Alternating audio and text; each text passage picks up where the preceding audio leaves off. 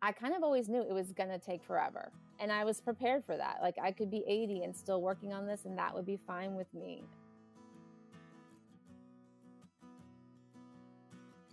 Welcome to Queries, Qualms, and Quirks, the weekly podcast that asks published authors to share their successful query letter and discuss their journey from first spark to date of publication. I am your host, Sarah Nicolas. I hope you're enjoying the show. If you are, please consider leaving a review on your favorite podcast app. Today we're going to be joined by picture book author Kira Bigwood. Kira is an advertising copywriter turned children's author. Her debut picture book, Secret Agent Guy, illustrated by Celia Krampien, released this spring from Atheneum Books for young readers, and received starred reviews from Kirkus and School Library Journal. Kira is a graduate of UNC Chapel Hill and lives in Chicago with her husband, 3 children, and their pandemic puppy. So please welcome Kira to the show. Hello. Hello. Thanks for having me, Sarah. Thanks so much for coming on. You are the second picture book author that I've had on. Oh, cool. But I'm excited because you're the first one with a query letter, because the first one didn't have a query letter. Oh, awesome. I love query letters. So, All right, so we're going to talk about your publication journey today, and we're going to start at the beginning. When did you first start getting interested in writing, and then how long did it take before you started getting serious about pursuing publication? Well, I'm actually a career writer. I went to school for writing, journalism at UNC, and I got a job in advertising as a copywriter. So my job is to come up with ideas for commercials and then write those words. So I've always been a writer, but it wasn't until I had my kids and I was reading them picture books constantly that I thought, maybe this is what I want to do in my next chapter of life. And of course, I feel like a lot of people say that, and then they're like, how hard can it be? And I admit I was one of those people. You know, I'm a writer. I read. How hard can it be? It's very difficult. So once I finally took a class and got serious about it, it was probably 3 years of kind of like submitting and not really being ready to submit before I was like, okay, if I'm going to actually make this happen, I've got to take more steps to make it happen. And so all told, I would probably say 8 years at the picture book writing process before today. Can you tell me more about the moment that you realized you wanted to be a published author? You know, you wanted to see your books on bookshelves and everything. Yes, I went to my very first SCBWI conference here in Chicago, and the room was filled with people who all want the same goal. And there was a presenter who was just very honest, and she held up a sheet of paper like this, so you could just see like the horizon line. And she said, that's your chance of ever getting published. Oh. And I love a good challenge. I was like, you know what? Like, it's going to be hard, maybe impossible, but I knew I wanted to do it. And so I set that goal. And so even if I never achieved it, I would still be trying today for sure. So how did you learn more about the publishing industry, like how it works, how to go about it, how to query, how to do all these different things? I started with a class at the Newberry Library in Chicago, taught by Esther Hershenhorn, which a lot of picture book writers know her. She's just one of those people that is a born teacher.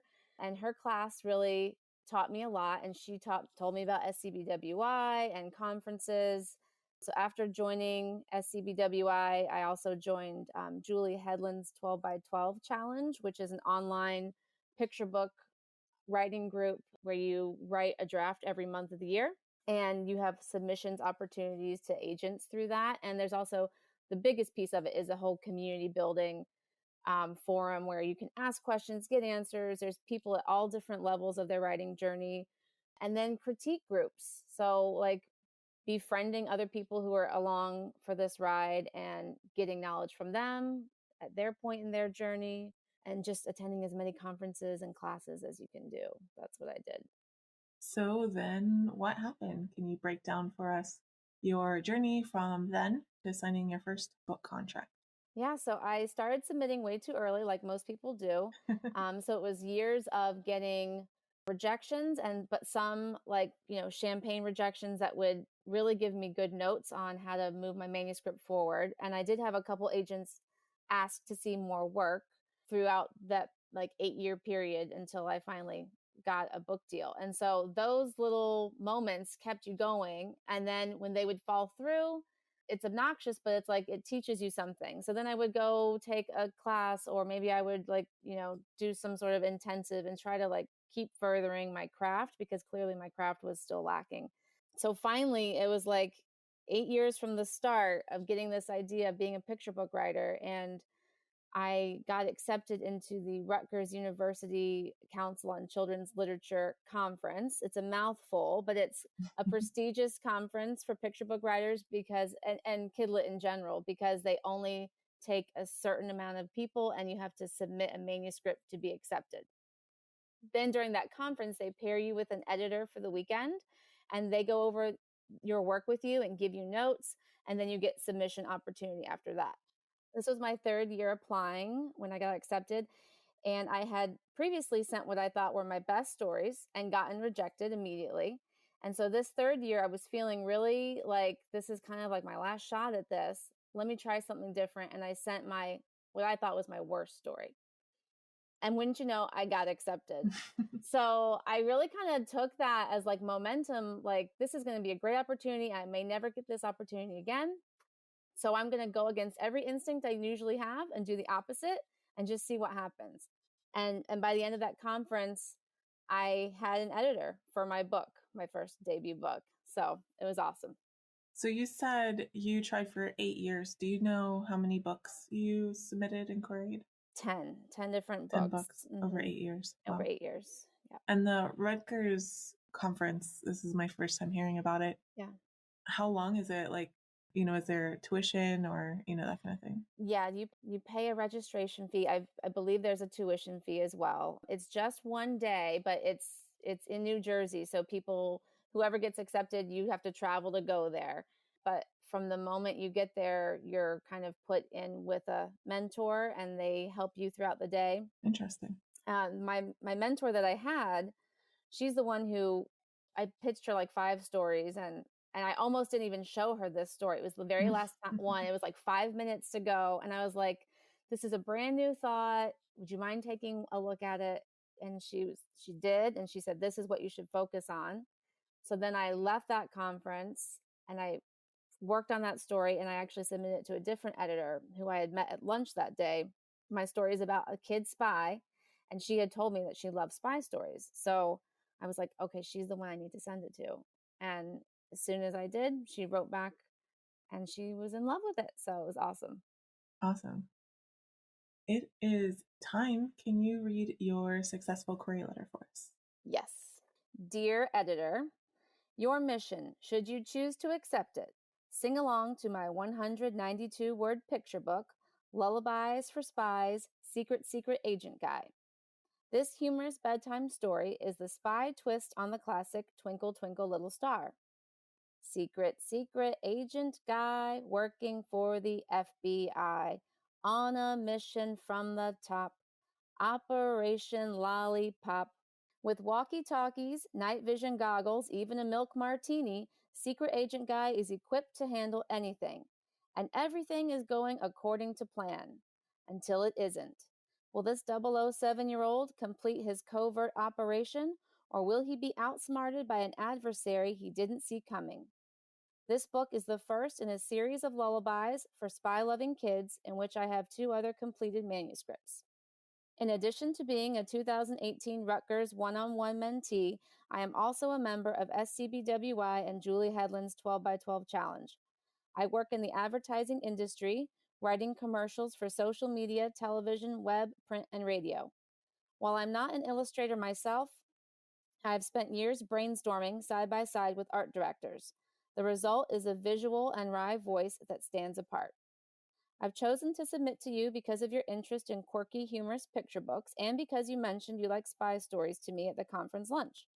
I would love to partner with someone who recognizes and appreciates a distinct and conceptual writing style. Thank you for considering my manuscript through RUCCL. I look forward to hearing from you. This letter will self-destruct in 5 seconds. Sincerely, Kira Bigwood. That is adorable. I love Thank it. you. She said to me when she got it, she said, you had me at this letter will self-destruct in 5 seconds. So I feel like anytime you can kind of piggyback on your book concept in your query letters, you should definitely do that. Yeah, it definitely shows some kind of voice, some like tone that is applicable to the book. Yes. So, how has your experience been since signing that contract? Especially, have you felt like you had any surprises along the way? Well, yes. I mean, the experience was kind of underwhelming at first because it's such a long process, right? So I signed the contract and then my book didn't come out for 2.5 years.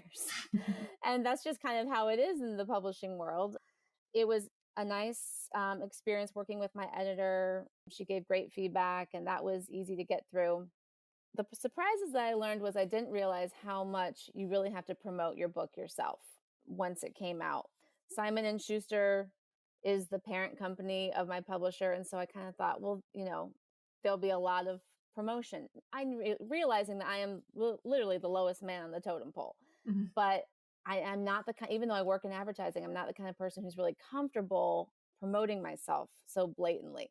But really, that's kind of what you have to do. So that has been something I've learned along the way.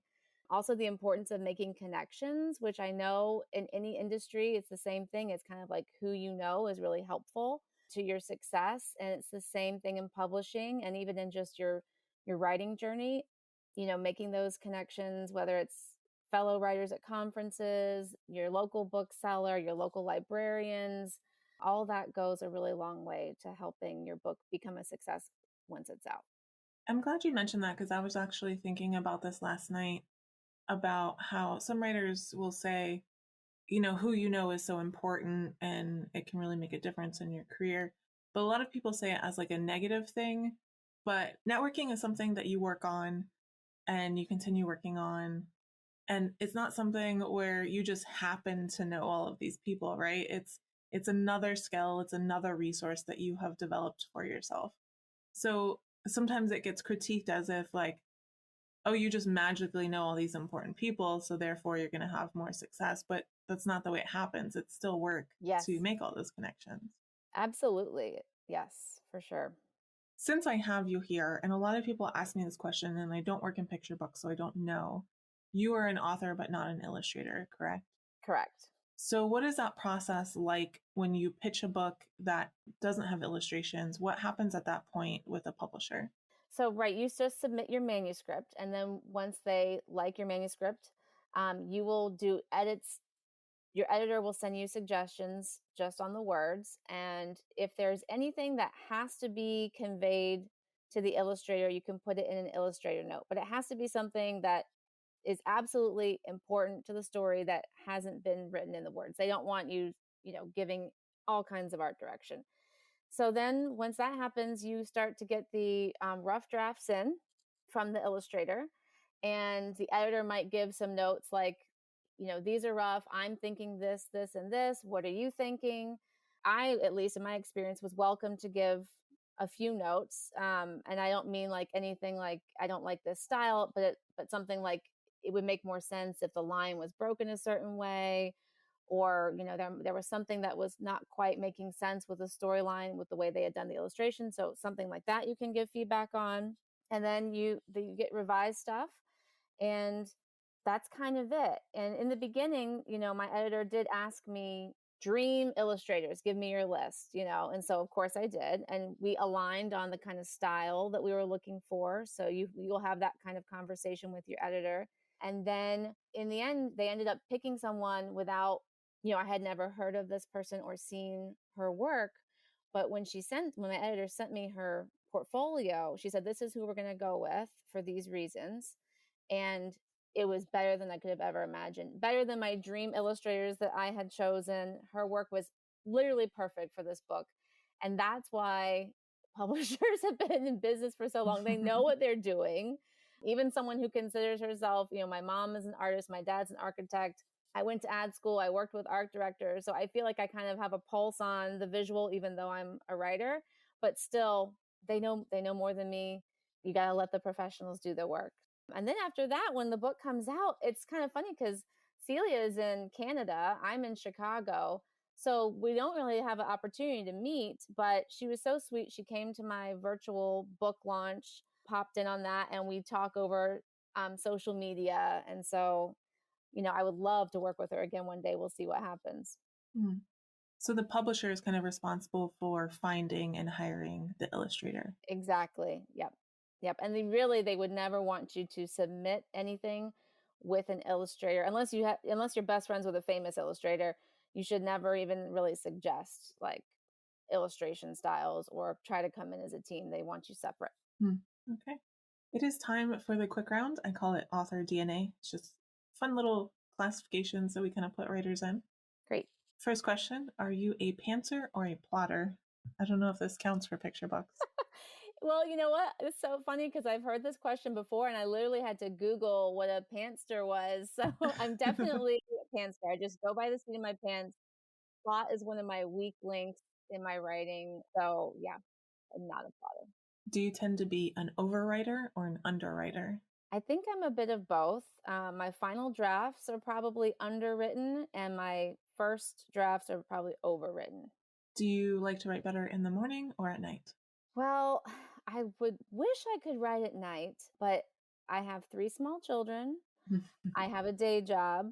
I have a puppy.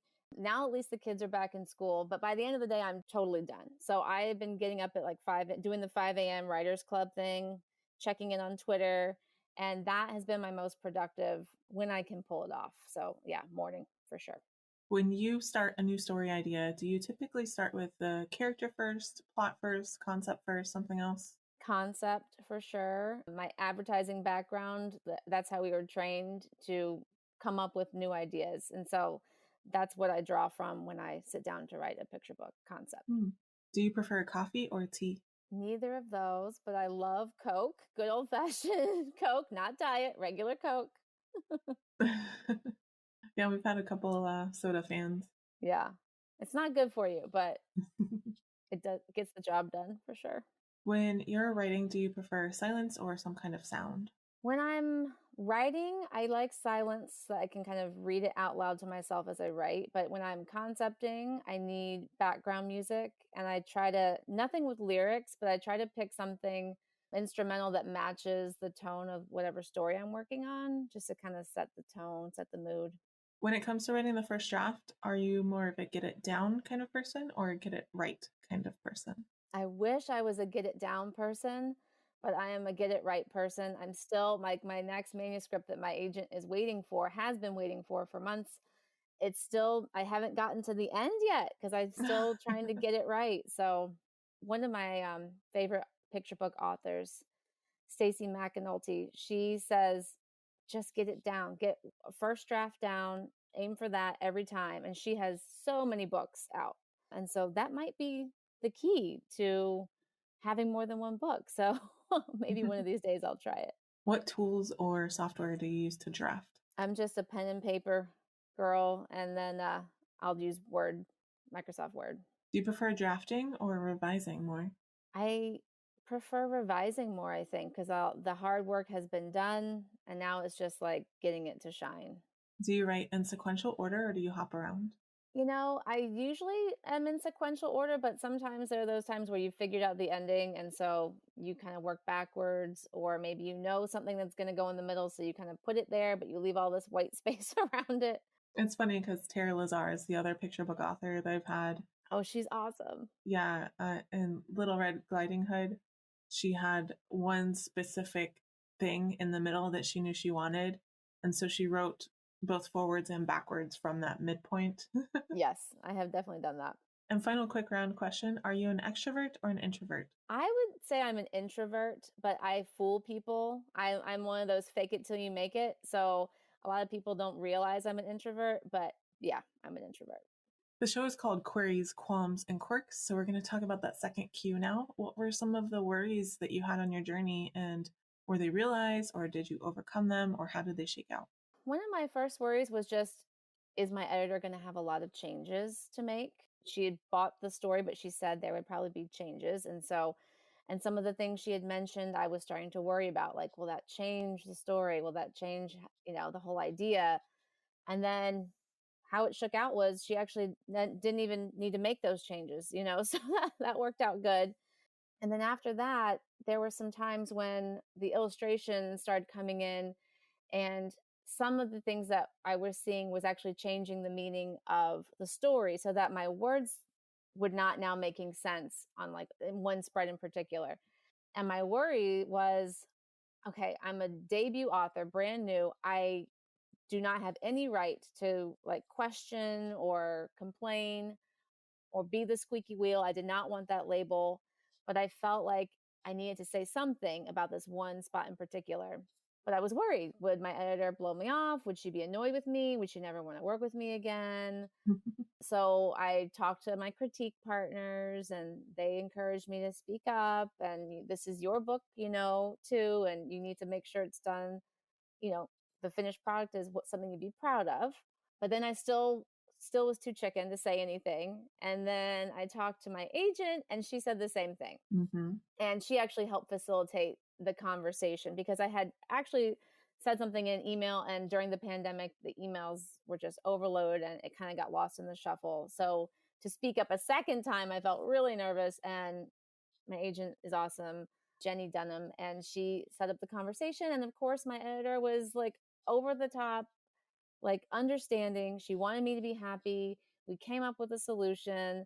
I just had to change basically one word in my copy and it worked out. Mm-hmm. So something that I learned there was just like, even if you're feeling like, you shouldn't be speaking up, if your gut is telling you, then you should. And everyone is nice in this business. So it'll be fine. Yeah, I think especially newer authors are often afraid to speak up. And I also, in my experience, the ones who are worried that they're going to come off as needy are not the ones that are needy. Exactly. So true. Now we're going to talk about that third cue. Do you have any writing quirks? Is there anything about your writing process that you think is kind of different or interesting or unique? Well, I will say that I'm a writer, but I usually start by drawing, and my drawings are never going to be in a book. I am not an illustrator. I'm not talented, but I am a visual thinker, and I need to kind of map out what I'm seeing with my words. And so I will just have a book of thumbnails, and even if it's stick figures, you know, it helps me to figure out what I need to say in certain spots. That, and then also my advertising background. Again, I have a lot of experience writing TV commercial type scripts and radio scripts. And sometimes I think that really helps me figure out how to keep things short, because in a commercial you have 15 seconds, maybe 30 seconds to say what you need to say and tell a full story. If you're writing a billboard, you have 7 words and that's it. So that has been helpful figuring out where I need to cut and what needs to be said. When you were in the lowest parts of your journey, like in that 7th or 8th year of querying that 9th or 10th book, what kept you going and why did you stick to it? What kept me going was the little bits along the way, the little close calls, the agent requests. I was like a runner up for a mentorship with an author, Laura Gell, who's an amazing, accomplished picture book, board book, everything writer. She probably does everything.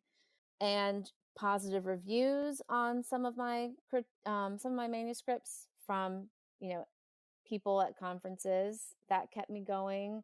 But really, I am just one of those people. When I set a goal, I'm going to stick to it. Even if I never reach that goal, I'm going to stick to it. So I kind of always knew it was going to take forever. And I was prepared for that. Like I could be 80 and still working on this, and that would be fine with me. Or it might never work, but I would still be trying. That's nice. Do you feel like you made any mistakes along the way that you would maybe like to warn listeners about so they don't make the same ones? Yes. The submitting too soon is the big one, because you're just wasting your time and you're wasting agents and editors' time when you're not really fully prepared. So even though it's really annoying because everybody wants to get out of the gate and just see what people have to say about your work, save that for conferences, when you might have an opportunity to bring, workshop a story or critique groups, and really take the time to focus on the craft. Really, really, really, truly. I mean, like I would say have 5 good picture book stories that you think are perfect before you start submitting. Because you just learn so much along the way. And now when I look back at what I first submitted, I mean, I'm like literally cringing, like somewhere out there, it still exists in someone's like email trash, and that one. And then just kind of like not prioritizing the making connections piece. Like as an introvert, and especially when I first started out, I didn't know anybody in this industry. I go to conferences, I wouldn't know anybody, and I would let the anxiety get the best of me. And I would go and I would enjoy the conference, but I wasn't a full participant. I wasn't getting everything out of it that I could. And so just thinking back, it's like, wow, I wonder if I could have gotten here sooner if I had really taken the steps I needed to make those connections, take all the classes, prioritize all that groundwork instead of prioritizing the manuscript.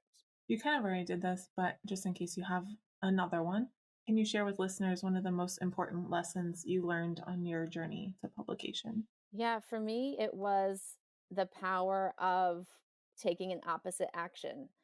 Being opposite Kira that weekend at the conference really showed me that when you're in a rut, sometimes you just have to shake things up, even if it's totally uncomfortable for you. Like, I did not want to go up to all these people and start conversations. I mean, the thought of talking to an editor at a conference lunch, I would have never done that ever before. But I really forced myself. I said, you're going to do it because it's the opposite of what you would do. So do it. And if I hadn't done it, I would have never known that Alex Borbola, the editor of my book, liked spy stories, and I would have never submitted it to her. And I would have never had this book out right now with this illustrator and this publishing team. It's to try something new. You know, if you usually submit only to agents, try submitting to smaller presses. If you usually write in pen and ink, write in pencil and crayon. You know, if you're usually really critical of yourself, try being kind. It's literally taking an opportunity to try doing the opposite and just feel that momentum, and that magic will happen. And then once you have those magic moments, think about what you learned and apply that again the next time. Yeah, that's great. I love when writers encourage other writers to try new things, because I feel like sometimes they get this advice that's like, you must do it this way. And they think, well, I have to do it this way. You know, Yeah. trying new things can definitely shake you out of a rut. I call this the acknowledgements section of the podcast. This is not a business that most of us succeed in completely on our own. So who are some of the people or organizations who helped you along the way, and how? Definitely Esther Hershenhorn, because she's the one who really taught me what I needed to know about starting in this business. And then SCBWI, of course, and Julie Hedlund's 12 by 12 challenge for the community and support. They're just amazing. If you're a picture book writer, you need to be a part of that group. My critique partners, especially Jess Pilarski, who started with me in Esther's class. We were brand new newbies together, and we've stuck together the whole way. And my agent, Jenny Dunham, who's been a great support, and the whole team that worked on this book, Celia, the illustrator, Alex, the editor. There's so many other people that went into making the book. It's such a team effort. And that's something that you also learn is like, you're just one small really role in making a picture book. And that's okay, because everyone's efforts come together to make it even better than you could imagine. Yeah. So thank you, everybody. All right, Kira, thank you so much for coming on the show and sharing your story with everyone. Thank you so much for having me. It was a lot of fun. And I'll get that 12 by 12 info from you so I can put it in the show notes. So if anyone's interested in checking it out, we'll link to it there. Okay, great. Thank you so much for listening to this episode of Queries, Qualms, and Quirks. You can find the text of Kira's query in the show notes, along with links to find out more about her and her books. If you enjoyed the show, I'd appreciate if you'd help me find new listeners by leaving a review on Apple Podcasts or Podchaser, telling your friends, or sharing this episode on social media. If you're interested in supporting the show, go to patreon.com/pubtalklive. And if you're a published author interested in being a guest on the show, please click on the home base link in the description, or go to sarahnicolas.com and click on the podcast logo in the sidebar. That is Sarah with an H and Nicolas with no H. Thank you so much for listening, and we'll see you next time.